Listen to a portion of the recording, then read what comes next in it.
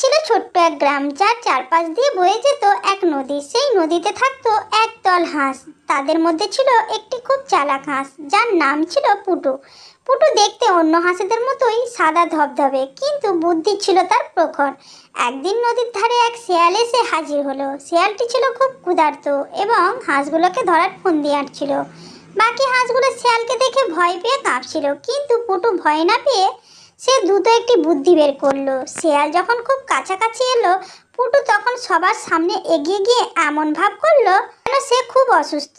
শেয়াল যখন তাকে ধরতে গেল, পুটু তখন হঠাৎ করে নদীর গভীর জলে ঝাঁপিয়ে পড়লো। বাকি হাঁসগুলো পুটুর এই কাণ্ড দেখে প্রথমে অবাক হলেও দ্রুত তার চালাকি বুঝতে পারলো এবং পুটুর দেখা দেখি তারাও গভীর জলে ঝাঁপিয়ে পড়লো।